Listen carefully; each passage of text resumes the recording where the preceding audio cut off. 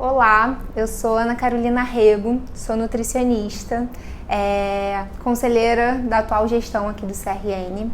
E hoje eu vim falar sobre um tema que eu estudei ao longo de todo o meu mestrado, meu doutorado, e hoje é meu material de trabalho também, no projeto que eu venho desenvolvendo, que se chama Além do Comer. E aí hoje então a gente vai falar sobre a neurobiologia da alimentação. E o que me fez querer estudar um pouquinho esse tema, né? Quando eu era adolescente, uns 14 anos, eu tive a experiência de um amigo muito próximo com transtornos alimentares. E aí, desde então, eu queria entender melhor como é que a gente faz as nossas escolhas alimentares, né? Como é que a gente decide o que vai comer, como é que a gente forma preferência por determinados alimentos, por que a gente de fato come. E eu entendia desde aquela época que tudo passava pelo cérebro, eu só não entendia exatamente como é que era. E aí passei uns 11 anos estudando isso, né? Até hoje eu venho estudando e venho investigando sobre essas questões, e hoje eu vou dividir aqui um pouquinho com vocês do que a gente já sabe, uma visão mais básica, mais geral, e para sensibilizar, né, cada um que assista desse universo de possibilidades dentro da neurobiologia da alimentação. Quando eu falo sobre alimentação, dou aula, palestras, eu sempre falo que qualquer pessoa que trabalhe com alimentação trabalha com comportamento alimentar. Então também trabalha com a neurobiologia da alimentação. A gente só precisa entender um pouquinho melhor sobre ela para a gente conseguir ter uma prática um pouco mais eficiente nesse sentido, associando esse conhecimento do comportamento alimentar com todo o nosso conhecimento técnico, independente da área que a gente vai atuar. Então, uma das primeiras questões que eu gosto de deixar no ar, né, e propor vocês a refletirem, é sobre o porquê comemos. Então, para você que está assistindo essa aula, se você quiser parar um pouquinho, né, dar uma pausa na aula e pensar um pouquinho por que você come, por que as pessoas que estão à sua volta comem, o que você percebe em relação a isso, né? Provavelmente vão vir muitas respostas. Eu venho desenvolvendo essa questão ao longo de todas as minhas aulas, com os alunos, com palestras, e cada vez mais aumenta a quantidade de respostas em relação ao porquê que a gente come. Isso é muito importante a gente pensar e entender um pouquinho, para a gente entender, né, que existem diversos fatores que vão influenciar a nossa alimentação. Então, o comer, ele é biológico, né, assim como a gente aprende na maior parte da nossa formação, mas ele também é emocional, ele é social e ele é cultural. Então, todas essas possibilidades, né, esses fatores que influenciam o nosso comer, é fundamental que a gente entenda e tenha esse olhar um pouco maior, né, um pouco mais amplo, na hora de falar sobre comida, na hora de falar sobre alimentação. Né? Então, o biológico é o que a gente foca, principalmente ao longo de toda a nossa formação, mas é importante que a gente amplie um pouco a nossa perspectiva nesse sentido. E aí, a gente cada vez mais fala sobre o comer, né, como um evento biopsicossocial. E é fundamental que a gente entenda esse contexto e a amplitude desse conceito, para a gente falar de forma mais eficiente sobre alimentação. E além disso, ele também é cultural, ele também é político, e aí é fundamental porque se a gente ficar falando só sobre nutrientes, eles têm significados, né? Mas o comer, ele tem esse valor muito mais amplo. E aí qual a importância da gente compreender esses fatores? Porque a gente não está sendo eficiente na nossa prática de promoção de saúde. Então, quando a gente olha os dados que a gente tem sobre excesso de peso e obesidade, aqui no público infantil, né? Então, os mais recentes que a gente tem da pesquisa de orçamento familiar de 2008 e 2009, em que a gente tem uma alta taxa de excesso de peso e de obesidade entre crianças de 5 e 9 anos. E quando a gente olha os dados em adultos, eles vêm cada vez mais subindo. Então, até 2016, a gente já tinha em torno de 60%, um aumento de 60%, né? De 2006 a 2016, a gente teve um aumento de 60% na taxa de obesidade infantil, que dava em torno de 18,9% da nossa população acometida pela obesidade. E esse dado vem cada vez subindo mais. Então, atualmente, a gente já tem 19,8% da nossa população obesa. E esse percentual, então, de 2006 a 2008, cresceu 67,8%. Quando a gente olha esses dados, fica muito claro que a gente não está sendo eficiente na nossa comunicação em saúde. E aí, ter esse olhar mais amplo para a alimentação, olhando esse comportamento alimentar, talvez assim a gente consiga ser mais eficiente e, ao invés de fazer práticas que tratem doenças, que é o que a gente vem vendo atualmente, a gente consiga de fato promover saúde. E aí eu sempre fico muito intrigada quando eu vejo as pessoas falando que a obesidade, né, o excesso de peso vem de um simples desbalanço entre a energia que é ingerida e a energia que é gasta. E aí eu sempre fico muito intrigada porque eu não acredito que seja um desbalanço simples, que é o que muita gente acredita, né? Então é só eu gastar mais do que eu ingiro para poder perder peso, ou ingerir menos do que eu gasto para não ganhar. Não é simples assim, né? Porque o nosso peso corporal ele vai ser determinado pela interação de diversos fatores, né? Diversos fatores biológicos, fatores genéticos, comportamentais, psicossociais, que vão agir através de diversos mediadores do consumo alimentar. E aí quando a gente olha, né, e aí vai afetar o nosso gasto energético.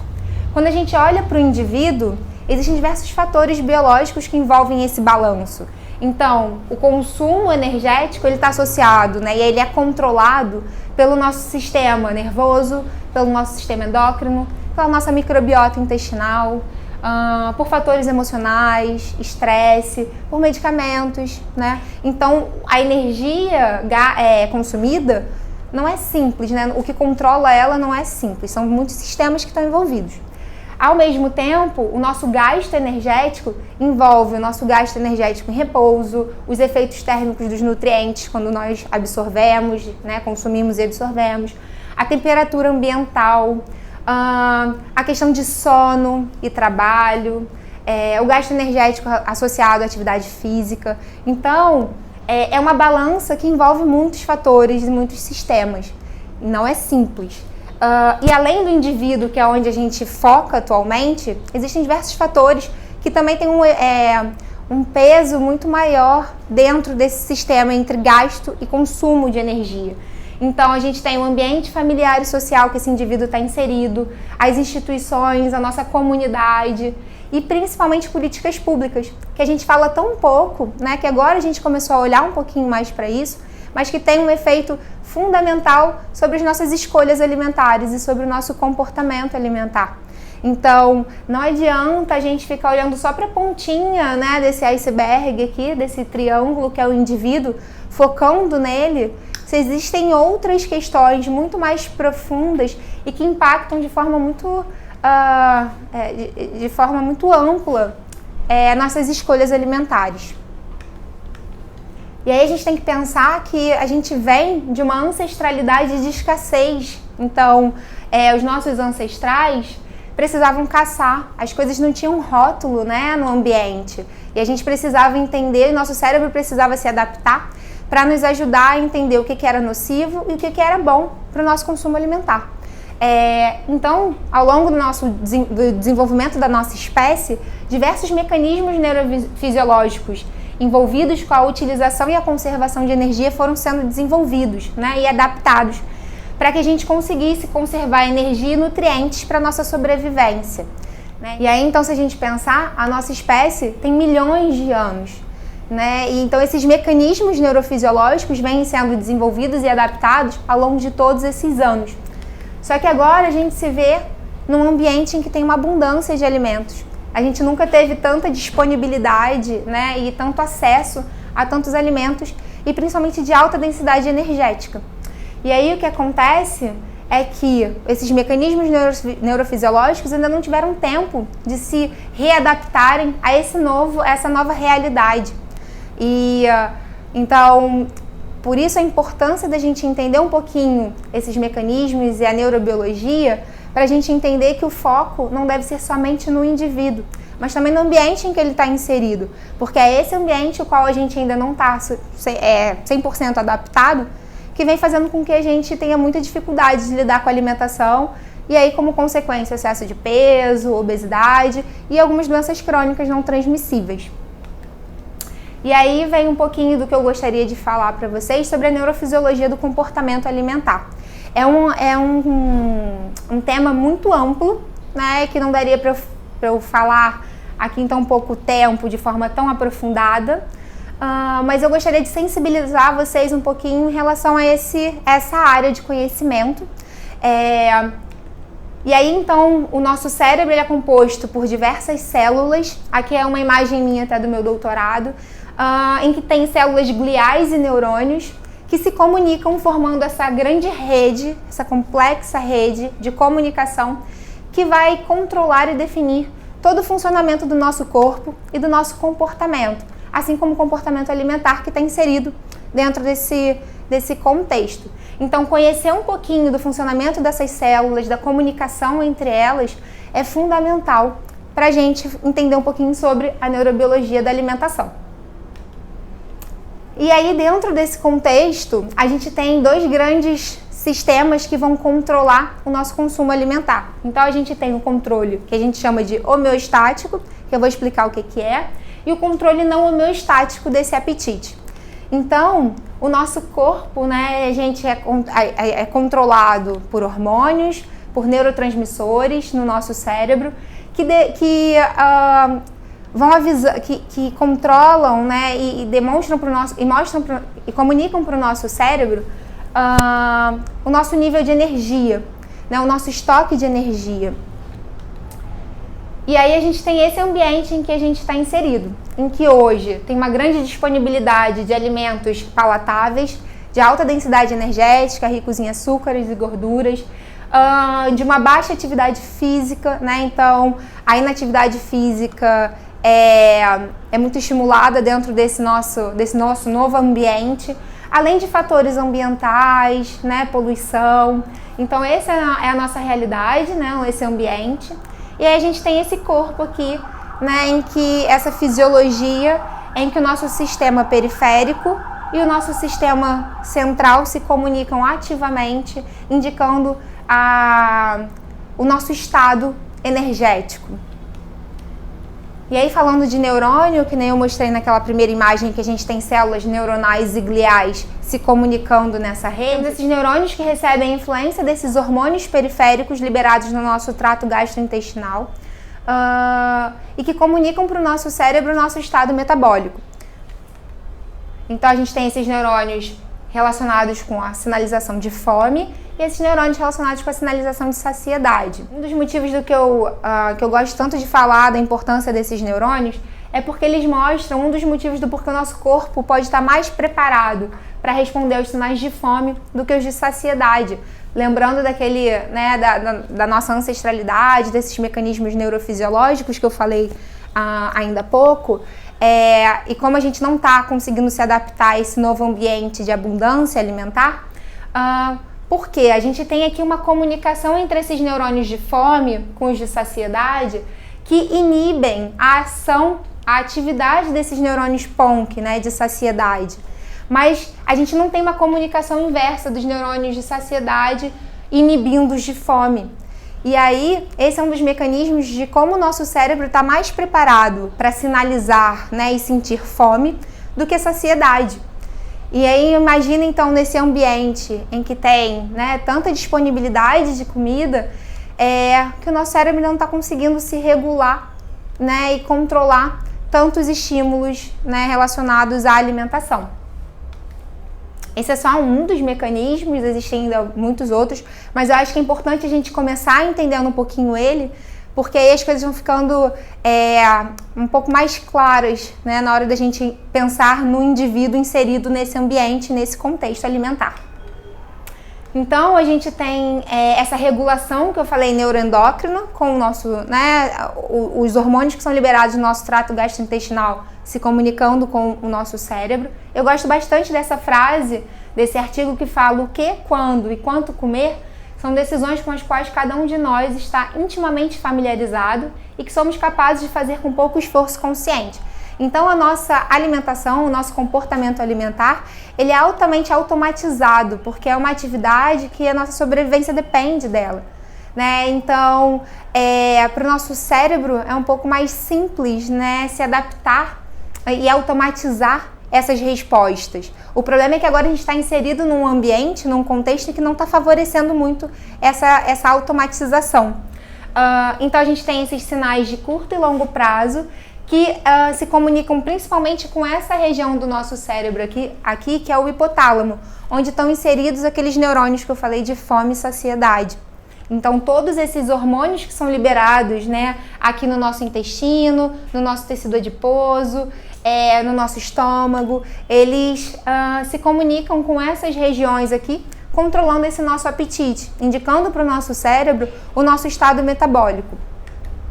Então a homeostase energética, né, é esse controle constante dessa ingestão e de gasto calórico. Então é esse controle homeostático que vai indicar o meu estado metabólico para o nosso cérebro. A gente tem sinais de curto prazo, então logo um pouco após eu me alimentar, né, quando eu estou me preparando para fazer uma refeição e durante a refeição. Então ele controla o tamanho de cada refeição.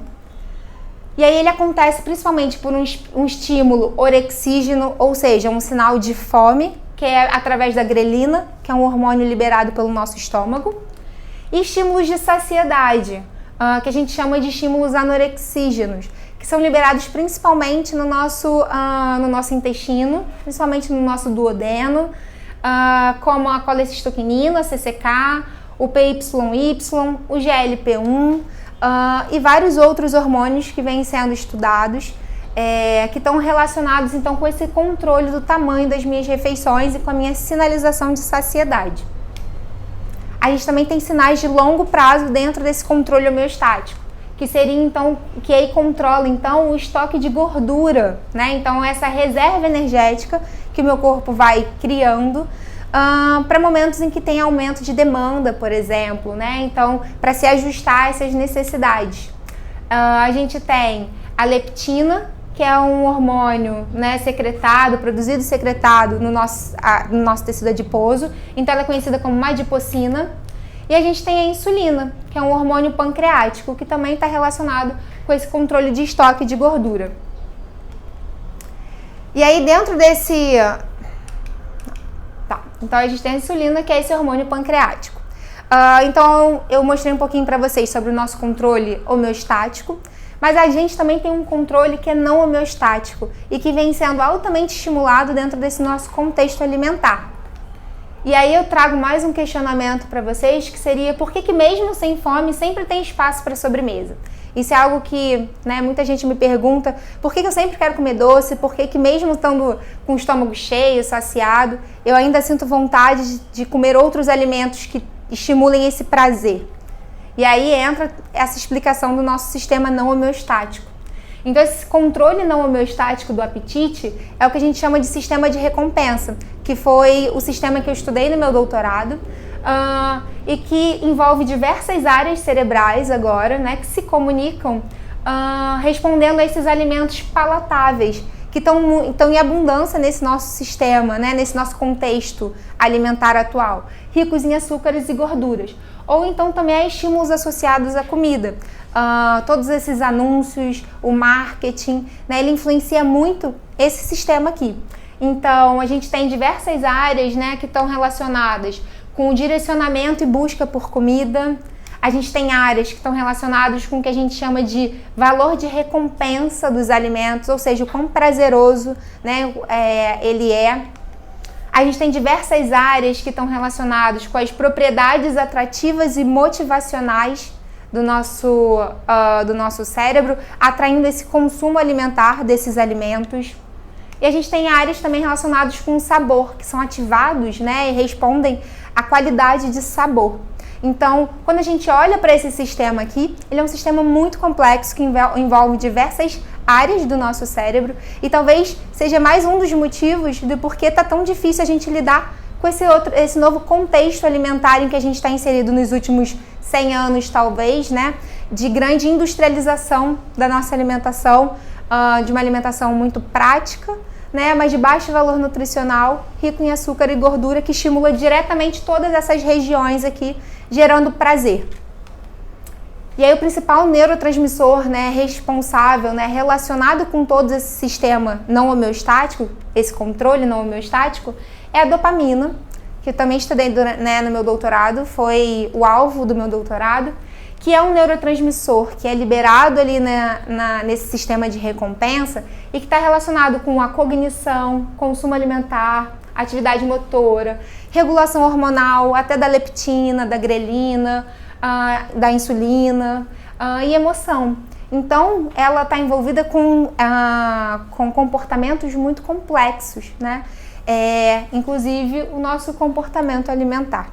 E aí, por isso, né, que mesmo eu estando com o estômago cheio, saciado, sempre vai ter espaço para um alimento palatável.